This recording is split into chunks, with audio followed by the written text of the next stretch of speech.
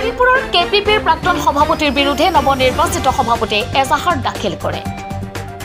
Kamatapur progressive পাৰ্টিৰ সভাপতি বাপন ৰায়, উপস্থিত উপসভাপতি দীপক ৰায়, সম্পাদক জহিৰুল হক আৰু সহ সম্পাদক তালিম ৰায় উপস্থিতিত সিদ্ধান্ত লয়। কমতাপুৰ প্ৰগ্ৰেছিভ পাৰ্টিৰ জিলা সভাপতিৰ পৰা বহিষ্কাৰ কৰাৰ পিছতে নৱনিৰ্বাচিত সভাপতিগৰাকীক হাৰাশাস্তি কৰাৰ বাবে পৰিকল্পনা কৰি আছে বুলি জনাই দিয়ে। সভাপতি পদৰ পৰা বহিষ্কাৰ কৰাৰ পিছতো নৱনিৰ্বাচিত সভাপতিৰ কোনো অনুমতি নোলোৱাকৈ অনুষ্ঠানৰ আয়োজন কৰাৰ লগতে সামাজিক মাধ্যমত ৱান্টেড বুলি লিখে। এগৰাকী মহিলাৰ জৰিয়তে প্ৰাক্তন সভাপতি নিখিল ৰায় নৱনিৰ্বাচিত কেপিপিৰ সভাপতি বাপন ৰায়ক ফচুৱাৰ চেষ্টা কৰে বুলি থানাত এজাহাৰ দাখিল কৰে। যি কেইদিনমান ধৰি এটা মোৰ প্ৰচাৰ চলাই আছে যে এটা টকা লোৱাৰ কিবা প্ৰচাৰ চলাই আছে, সেই সন্দৰ্ভত আজি কিবা আলোচনা কৰিম বুলি আপোনালোকক মাতিছোঁ। তো প্ৰথম কথা হ'ল যে এই বিনীতা মাহী যে আছে গোলকগঞ্জৰ, সেইটো আমাৰ এটা পুৰণা লেনদেন 2021 চনৰ।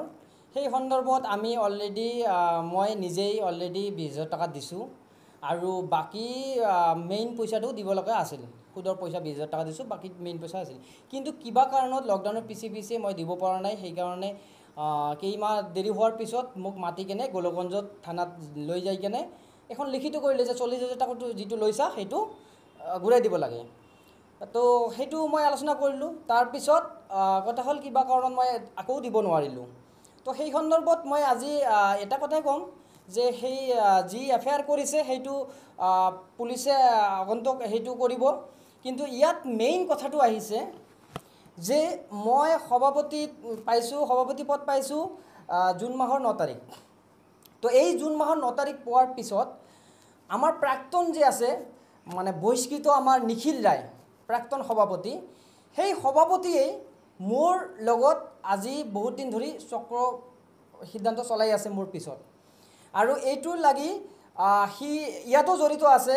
আমি অলপ শুনা পাইছোঁ যে এই পইচাৰ মেটাৰতো সি জড়িত আছে। তো প্ৰথমতে মই নিখিলক ক'ব বিচাৰিছোঁ যে আপুনি এজন সভাপতি হৈ আপুনি এইখন মোৰ কেপিপি মোৰ বাপৰ সম্পত্তি নহয়। আপুনি ভাল কাম কৰক, আপুনি আকৌ কেপিপিত আহক, মোৰ কথা সিধা।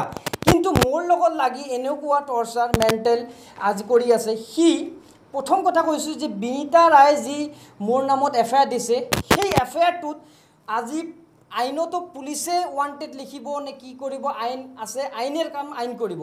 কিন্তু সি ৱান্টেড লিখি আজি মোক ছ'চিয়েল মিডিয়াত মানে যি মান সন্মান হানি কৰিছে, সেই সন্দৰ্ভত মই নিখিলক ক'ব বিচাৰিছোঁ ৱান্টেড লিখাৰ তোমাক পাৰ্মিশ্যনটো কোনে দিলে। সেই সন্দৰ্ভত আজি মই SP বাইদেউক এখন মই কমপ্লেইন দাখিল কৰিছোঁ।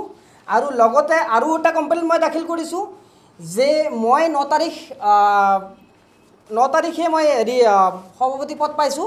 কিন্তু তাৰপিছত মই ছ'চিয়েল মিডিয়াত দেখা পাওঁ যে এটা বীৰ চিলাৰায় সেনা আমাৰ লগত ধুবুৰী জিলা কমিটি কেপিপি জিলা কমিটিৰ ডাকত 3দিনীয়া কাৰ্যসূচী সিহঁতে কৰিব বুলি যি ছ'চিয়েল মিডিয়াত প্ৰচাৰ কৰি আছে। কিন্তু সেইটোত আমি কোনো জড়িত নাই, আমি কেপিপি জড়িত নাই। আমি গোপন সূত্ৰে গম পাইছোঁ যে এইটোত প্ৰাক্তন সভাপতি নিজে জড়িত আছে। কিন্তু মোৰ অথৰিটি নোহোৱাকৈ সি ক'ত পালে এইটো পাৰ্মিশ্যনটো দিয়াৰ? কেপিপিৰ সভাপতি মই হওঁ, সি ক'ত পালে এই পাৰ্মিশ্যনটো দিয়াৰ? সেইটো সন্দৰ্ভতো মই এখন আজি এজাহাৰ দাখিল কৰিছোঁ। আৰু লগতে মই এজাহাৰ দাখিল আজি দুখনকৈ কৰিছোঁ। গৌৰীপুৰত এখন কৰিছোঁ, সদৰ থানাত এখন কৰিছোঁ, আৰু SP বাইদেউৰ তাতেও মই দুখন এজাহাৰ দাখিল কৰিছোঁ।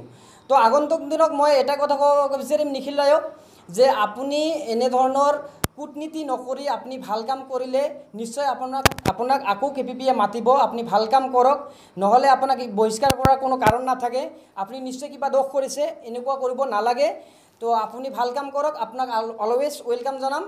আৰু লগতে মই এটা গোপন সূত্ৰে গম পাইছোঁ যে মোক নাৰী কেলেংকিত ফচাবলৈ মোৰ তাতে অডিঅ' প্ৰুফ আছে।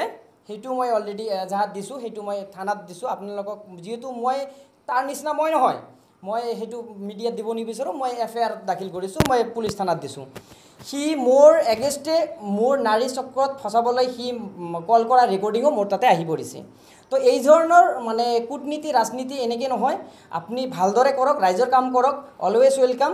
কিন্তু এনেদৰে মোৰ পিছত লাগি আপোনাৰ কোনো লাভ নাই, এইখিনিয়ে ক'বলগীয়া। ধুবুৰীৰ পৰা আছিকুলৰ ৰহমানৰ ৰিপৰ্ট, ডেইলি 24।